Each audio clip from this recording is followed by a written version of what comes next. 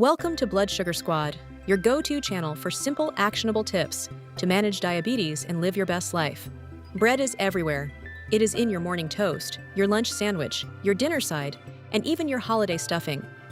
For many people with diabetes, bread feels like a forbidden food, something to avoid at all costs. But is that really necessary? The truth is more complicated and more hopeful. Some breads spike blood sugar almost as fast as pure sugar. Others have a much smaller impact and can absolutely fit into a diabetes-friendly diet. The problem is that knowing the difference is not always obvious. Two breads that look similar can have very different effects on blood sugar, and the serving size on the label is not always what you think. Today, we're breaking down the best breads for diabetes, the ones to be careful with, and most importantly, how to read a label so you never get fooled again. Segment 1: Why bread affects blood sugar. Bread is made from flour, and flour is ground grain. When you eat bread, your digestive system breaks down the carbohydrates into glucose, which enters your bloodstream. That is normal. The issue is how fast that happens. Refined breads, like white bread, are made from flour that has been stripped of its fiber and nutrients. Without fiber, your body digests the carbohydrates very quickly, causing a rapid spike in blood sugar. Think of it like pouring sugar directly into your bloodstream. Whole grain breads still contain the fiber from the grain. Fiber slows down digestion. It acts like a brake on your blood sugar. The same amount of carbohydrates can cause a much smaller, slower rise if the fiber is still there. Other factors matter too. Added sugar, serving size, and even how the bread is prepared, like sourdough fermentation, can change the blood sugar impact. Segment 2: The best breads for diabetes. Let us start with the good news. There are several breads that are genuinely diabetes-friendly. First, sprouted grain bread. Brands like Ezekiel bread are made from whole grains that have been allowed to sprout before being ground into flour. Sprouting breaks down some of the starch, which lowers the glycemic index. It also increases the nutrient content. A single slice of sprouted grain bread typically contains 4 to 7 grams of fiber and 4 to 6 grams of protein. That combination significantly blunts the blood sugar response. Second, 100% whole wheat or whole grain bread. The key here is the label. It must say 100% whole wheat or 100% whole grain. Not just wheat bread or made with whole grain. Real whole grain bread keeps the entire kernel, so the fiber stays intact. Look for at least 3 grams of fiber per slice. Third, sourdough. Sourdough is different from regular bread because it is made through a fermentation process. The bacteria and yeast in the sourdough starter break down some of the carbohydrates before you even eat them. This produces a lower glycemic response compared to regular white or whole wheat bread. Some studies suggest sourdough can lower the blood sugar spike by about 25% compared to regular bread. Just be careful with sourdough made from refined white flour. Whole grain sourdough is even better. Fourth, rye bread.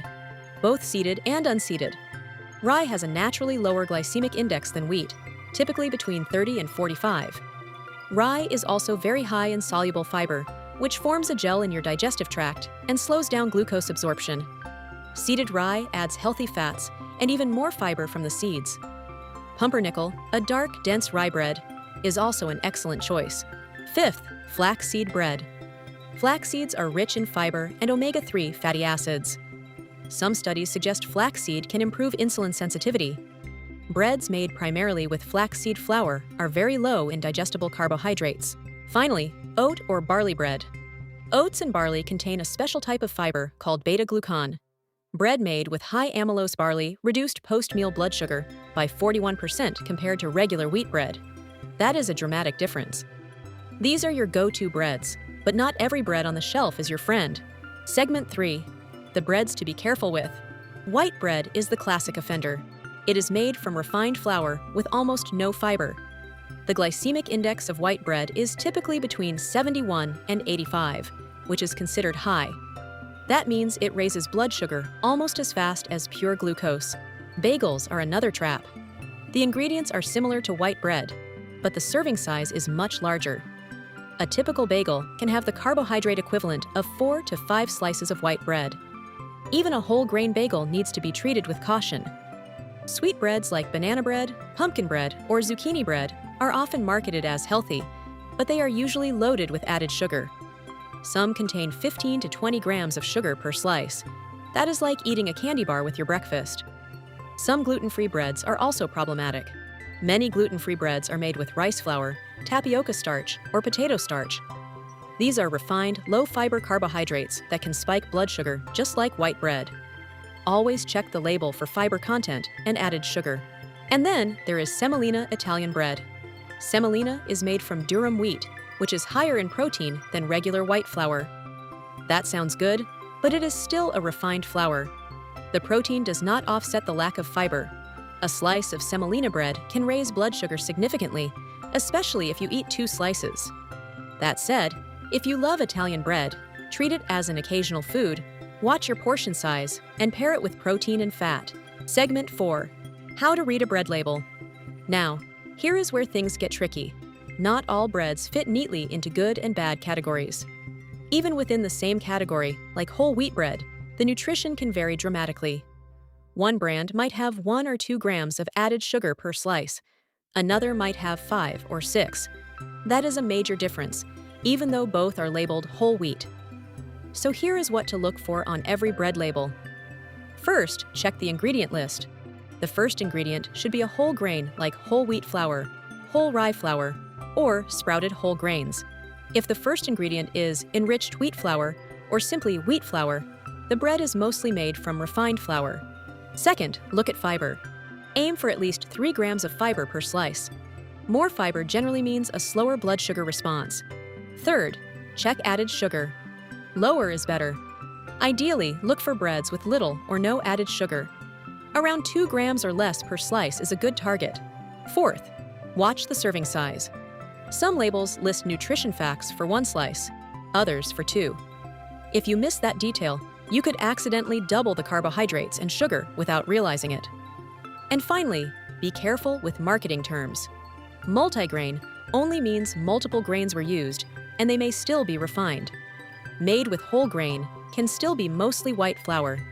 Even words like natural or artisan tell you very little about blood sugar impact. The most reliable labels are 100% whole grain or 100% whole wheat. Segment 5, final thoughts. Bread is not forbidden with diabetes. The key is choosing breads that digest more slowly and have more fiber, protein, and nutrients. In general, the best choices are sprouted grain breads, 100% whole wheat or whole grain breads, sourdough, rye breads like pumpernickel, flaxseed breads, and oat or barley breads. White bread, bagels, sweetbreads, and many gluten-free breads require more caution because they are often made with refined flour or added sugar. But the bread itself is only part of the equation. How you eat it matters too. Pair bread with protein and healthy fats whenever possible. Toast with peanut butter or avocado will usually have a smaller blood sugar impact than toast by itself. A sandwich with turkey, eggs, cheese, or vegetables is generally better than plain bread alone. And if you saw our earlier video about freezing bread and resistant starch, yes, preparation methods can sometimes change blood sugar response too. I'll link that video at the end. Portion size matters too. 1 slice is very different from 2 or 3. And remember, everyone responds differently to carbohydrates. The best way to know how a bread affects you is to check your blood sugar after eating it and look for patterns over time. And finally, never let marketing fool you. Read the label. Look for whole grains as the first ingredient, at least 3 grams of fiber per slice, and as little added sugar as possible. Now we want to hear from you. What bread works best for your blood sugar? Let us know in the comments below, and please share this video with someone trying to make better choices without giving up bread completely. Until next time, stay strong, stay sweet, but not too sweet, and keep thriving with the Blood Sugar Squad.